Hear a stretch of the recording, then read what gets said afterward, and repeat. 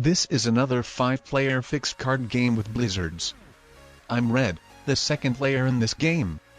And it looks like pretty much I will be going for Australia, the only suitable continent for me to go for, plus nobody else has a bigger amount of troops in it, so for anybody else it would just be stupid to contest for it with me, though I'm still gonna play safe and wait for at least one more turn, as remembering my last game which I'm going to put in the end screen at the end of the video. You probably remember what happened to that player in Australia with me having an army of troops on Siam, so like the black player currently does. That was a fun moment, not gonna lie. Anyway, it looks like the white player has just rage quit after failing a blitz roll on the black player's troops, though even if the white player successfully wiped out the black player's troops from South America, the black player still had an army of 5 troops close in North America, so the white player still wouldn't have ended up holding it.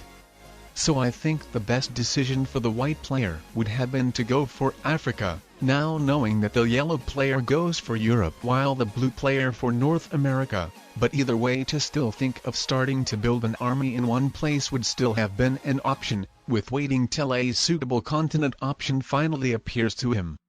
So I would say that was a misplay by the white player, as like mentioned, even if getting South America, the black player would have still had 5 troops army in North America, combined with 3 he would have gotten in his next turn, so 8 in total. And now with the blue player going for North America, South America would have looked even less appealing option to the white player. Now the white player, after additionally crushing white troops on Central America which were needed to crush in order to capture South America, has put himself in a bigger danger when it comes to the blue player. The white player has already disconnected and became a bot anyway, so I think the black player shouldn't have worried that much about it. And yeah, the blue player goes for it, fully taking over South America and getting a good blitz. The blue player wasn't guaranteed on that, but differently than in the white player's case, they were all of the black player's troops in the near area, so the black player cannot do anything in retaliation. And the only potential worry for the blue player could be me, but I already captured Australia, so I think I will just make sure to strengthen and have that hold, and I mean the yellow player won territory away of capturing Europe, so with him getting a big continent, someone will have to fight him, and certainly it won't be white who is a bot, and the black player who is basically dead won't be that person either. So I think I want that the blue player would stay as another decent player in this game, as with me invading him now, nobody would be able to fight yellow, and that would basically guarantee yellow the game with me wasting my troops on blue. The alliance with yellow wasn't really needed, as like he is neither a neighboring player nor I'm planning to attack someone with him together, as that would probably be really favoring him, but I decided to accept it anyway, so the yellow player would have more trust in me, so like be in better terms when it comes to the diplomacy. But I mean, if I see I need to attack yellow, then I will do that, and still kinda considering now, but that would probably be the same situation as with me attacking blue. It would give a good position for blue if I kept invading yellow every turn, and to invade the yellow player once, I don't think it's really worth, as then the yellow player certainly wouldn't trust me, and I'm not saying he is now. I think he is still afraid that I could decide to invade him, but at least he shouldn't see me as a very big threat. So my plan is to rather make that other players would sooner or later fight him, so first and foremost when moving my troops from Europe I moved them to Asia rather than to Africa, so to help the white bot get it, so then it would be mostly an issue for the yellow player with the bot being his neighboring player, and now I'm helping the blue player to get North America, by wasting my troops there and making the territories for blue to be easier captured, so then after the blue player captures it, the yellow player would immediately invade him, or in case neither yellow nor blue invade each other, then I would remove the blue player's troops from Asia, so make him trapped in the Americas and be forced to invade yellow if he still wants to get cards. Both of the Americas position with one border is much more scary than the typical Europe position with 4 borders. So this is why it's good that the yellow player is stronger than him, meaning that unless the yellow player is very passive, he should certainly prevail in the fight with blue, so good to know that the blue player won't assure holding that position. But he is still needed for me in the game, so the yellow player would have a place where to waste his troops. So I'm, instead of preventing the blue player from capturing North America, helping him to achieve that goal, but only capturing one troop territory in it with current troops, and that's it, not something too much significant. And as all in all, I want to appear as a very casual Australian turtle player who only cares about sitting in Australia and doesn't make any attacks at all, who appears to be passive and sometimes even too passive. So I want that my opponents blue and yellow would see me as the most passive player ever, so they wouldn't be afraid of me suddenly invading them, so with that they would be really aggressive towards each other and wouldn't hesitate to waste a lot of troops, while in reality I would just be waiting for a moment to strike. So, like, this is why instead of blocking my Australian army like a lot of Australian players do, I'm refusing to do so, as in case a suitable moment comes I should be ready to act, as otherwise I could miss it.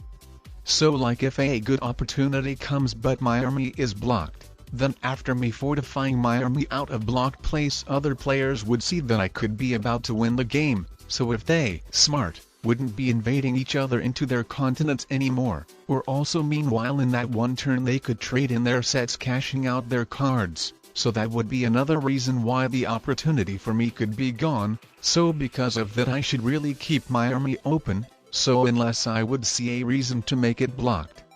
So like, if I saw that the blue and the yellow players refusing to attack each other for eternity, for multiple turns, and with the game starting to really stalemate, then it could possibly indicate for me that they are potentially afraid of me, so to increase the likelihood of them finally starting a conflict I would consider making my Australian army blocked on purpose.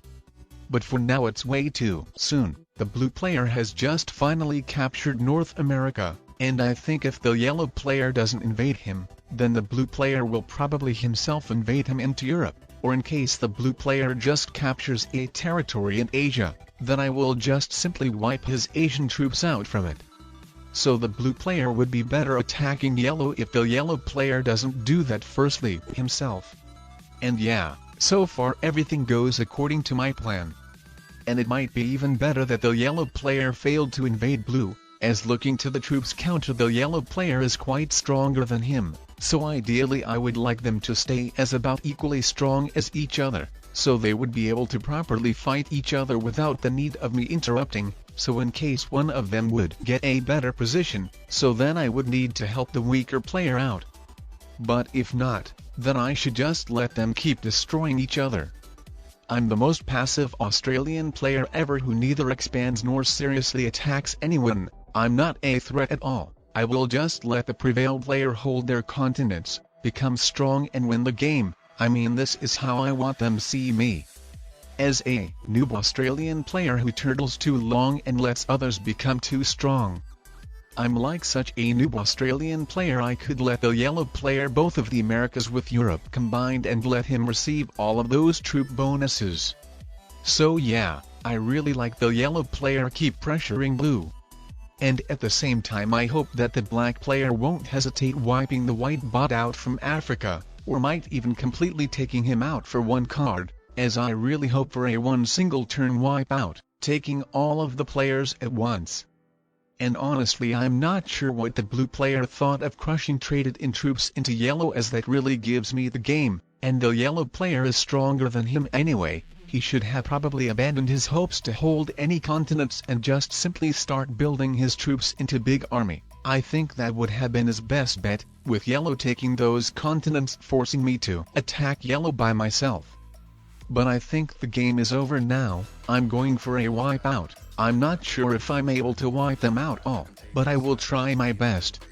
As you can see, good continents could sometimes make players greedy, and with that you could be better off with simple 2-troop continent alone. I think if I had tried expanding to the 2-border Asia, that would have certainly brought my opponents' attention towards me, and they wouldn't have destroyed themselves so simply, as they would have seen a big threat of me ending up holding 2-border Asia, but with me appearing to be very passive with just sitting in Australia and only attacking one troop territory per turn, really made wonders, simply as that. Sometimes you just don't need something fancy. Just turtle in Australia and profit.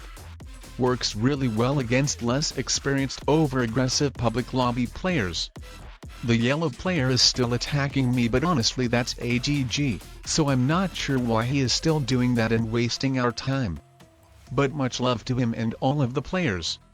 And now check out the game which I mentioned in the beginning of the game to find out why sometimes you shouldn't be in a big rush to capture your continent.